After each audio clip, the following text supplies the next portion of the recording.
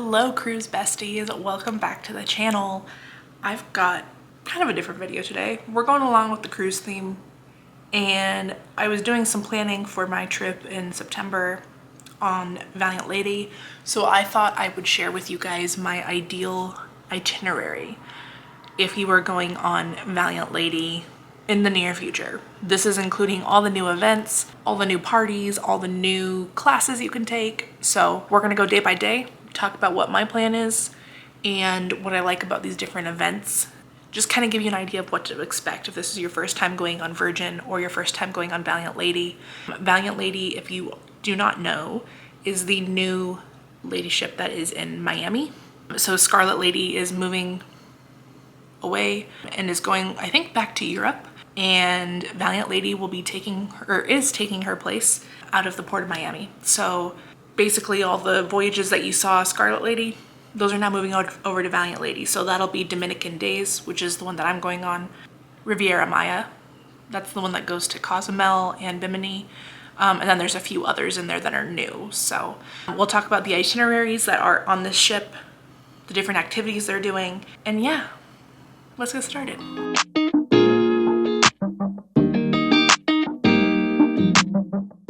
Okay, so if I'm looking over to the side, it's because I'm looking at my list, because I made a whole Excel spreadsheet that I sent to my friend that I'm going on this trip with of what our plan is every day.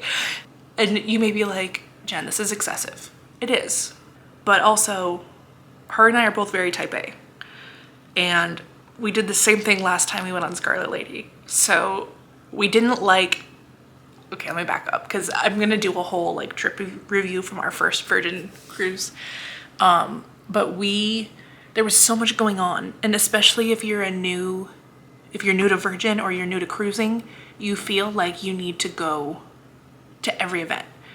And you don't always realize that they're adding events throughout the week based on, you know, the amount of people that are interested. You also don't realize that they're doing it multiple days in a row. So I was able to go and find an itinerary from a recent trip and kind of create a game plan. That way we know what to expect. And then when we get on board, we have an idea of what we need to book and when. Now, when you do Virgin, it's a little different from the other cruise lines because you want to try and book as many restaurants as you can before you leave. And so those reservations will open about 45 days ahead of our trip that we're able to go in there and pre-book all of that. Now with the restaurants, you can only reserve each restaurant once. That way they can make sure that everybody gets a chance to try every restaurant, because all of their food is included. It's not like Carnival or Royal where you have specialty restaurants that you pay extra for. So what we typically do is we plan out, well, the first time we went, because we didn't know the events and when Scarlet Night was and all of that, we just picked the latest we could. And then we got on board and we saw the event lineup and we were like, oh no, like some of this is overlapping. But we were able to go when we got on board and adjust anything that we needed to and just swap days if the times didn't work. Knowing what we learned last time, I was able to go find the itinerary from the most recent Dominican Days. I'm gonna base it off of that. That way we know on August 12th or whatever, when we try to tag team our reservations, we know exactly what we're doing and what days and what times that we want. Now, Virgin does not release all of their reservations all at once. They release about 30% on August, or 45 days out. Then when you get on board, they'll release another, 45%, however many. And then they do have some that they reserve for walk-ins. So if you do want to go to another restaurant twice, or you want to switch a reservation last minute, you can try, but obviously the walk-ins are limited depending on the restaurant. With that, let's start with boarding day. So boarding day, obviously boarding day is going to vary depending on what time you board the ship. So we have priority boarding, and everyone in our group has priority boarding. So that's kind of one of the benefits of booking with a travel agent, is sometimes they're able to offer you that. If you get a Rockstar room, or you have Slasher Romance, or you book through someone like me, not, plugging myself, but I can get you priority boarding and onboard credit. If you are able to get priority boarding, you're able to board right when you're right after the rock stars and the VIPs. So deep blue extras.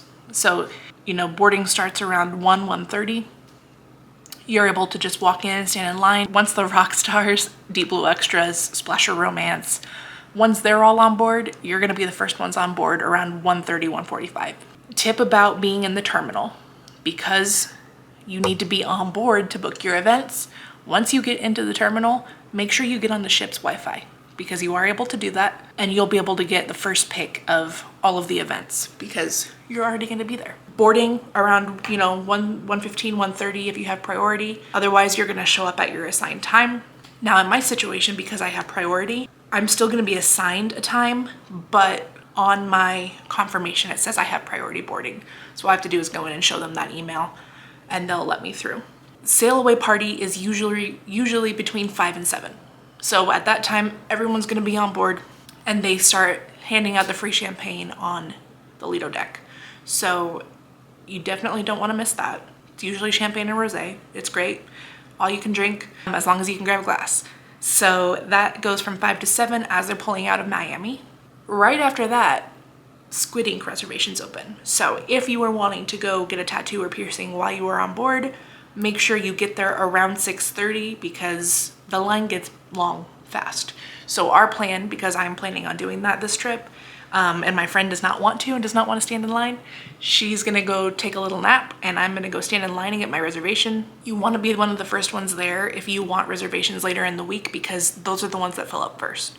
So if you're planning on being in the sun, definitely get one for one of your last days. Next, we are planning dinner at Razzle Dazzle. Razzle Dazzle is, I would almost call it like, it's not a diner, but it's definitely changed since our last trip. So before, it was more of a vegan, vegetarian with a few non-vegan vegetarian dishes.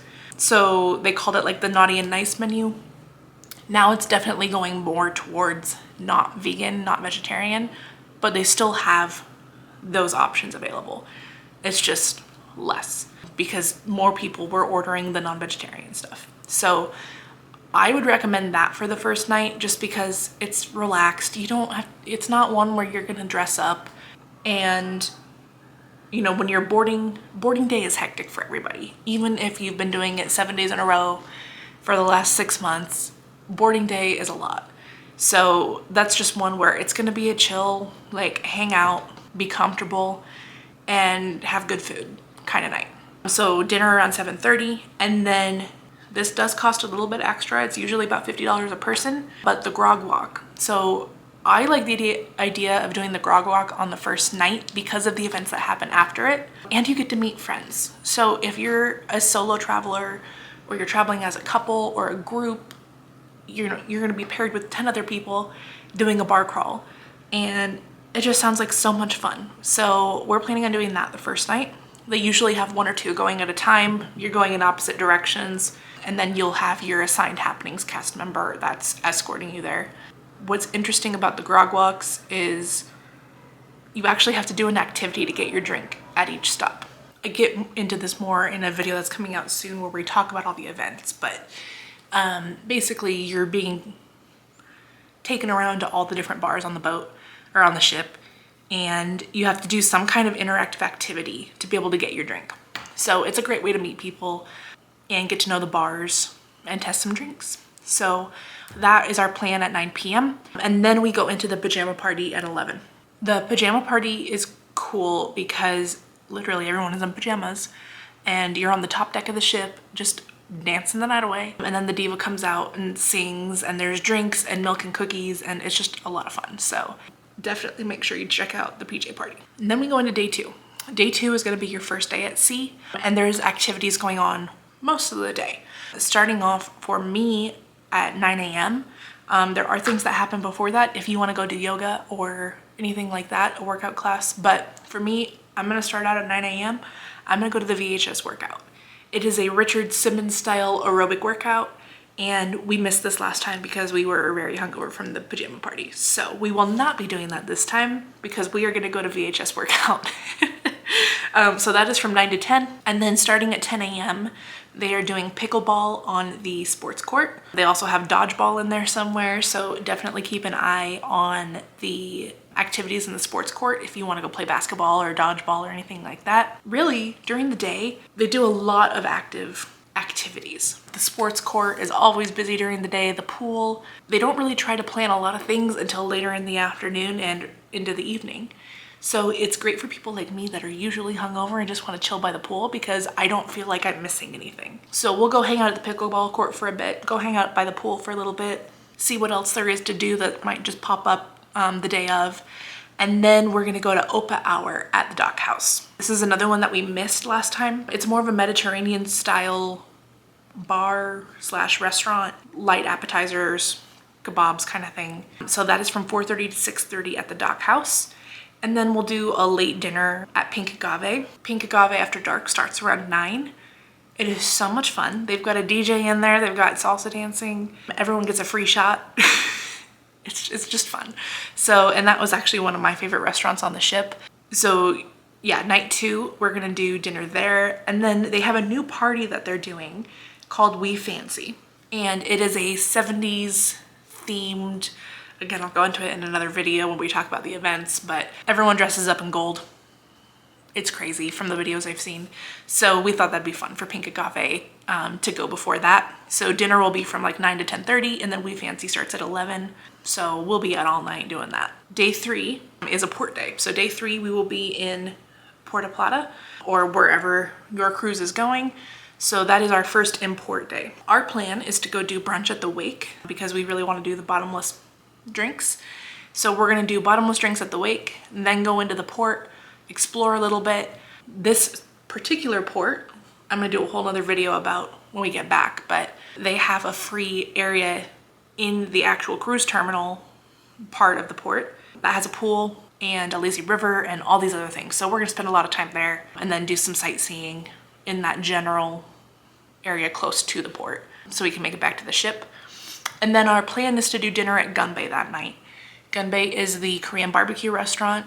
Last time we did it the first night, and I felt like we didn't get as good of an experience as we should have, partially because of who we were sat with, because this is one where you're gonna be sitting with random people.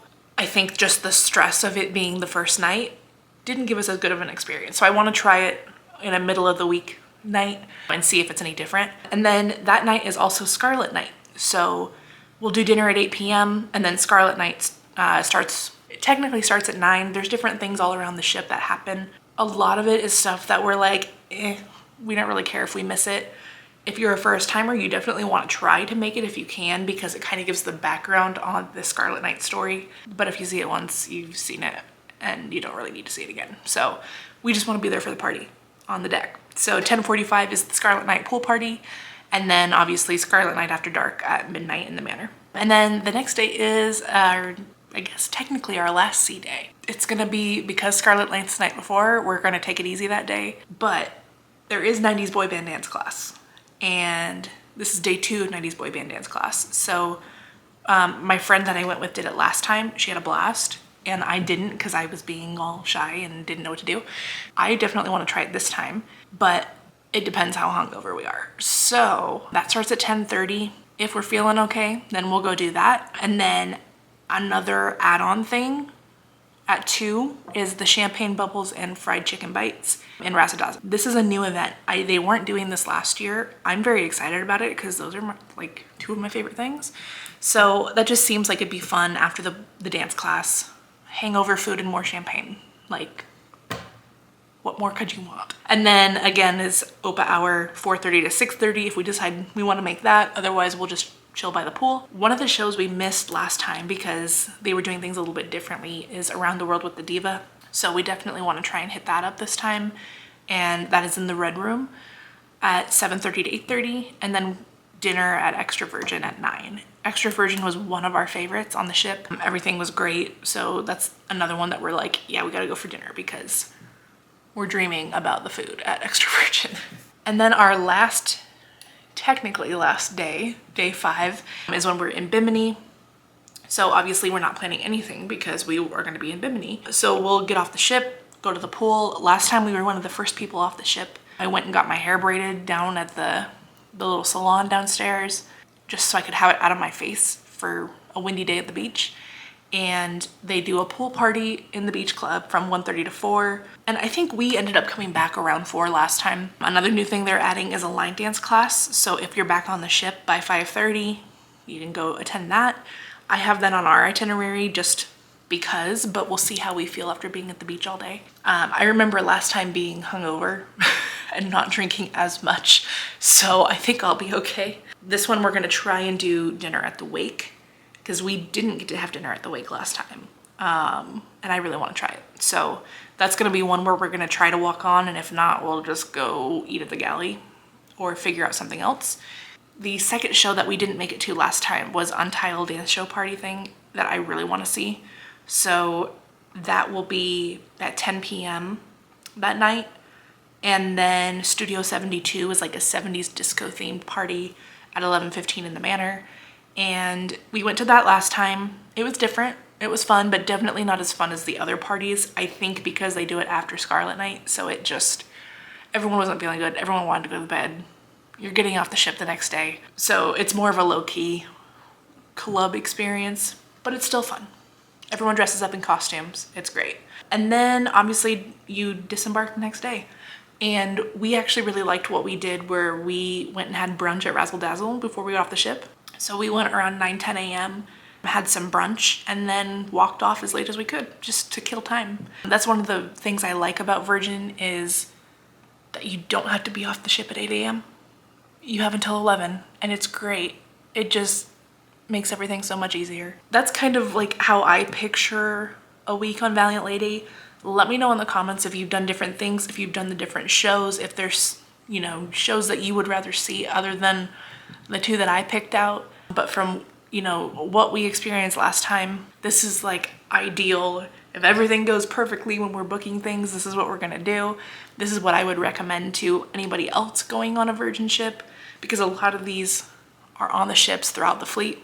So that is it for today's video. Let me know what other Virgin Voyages questions you have, itinerary questions you have. I would love to do a Q&A video on your questions. So let me know in the comments. Make sure to like and subscribe if you want to see more videos like this. And thanks so much for watching. We'll see you next time. Happy cruising.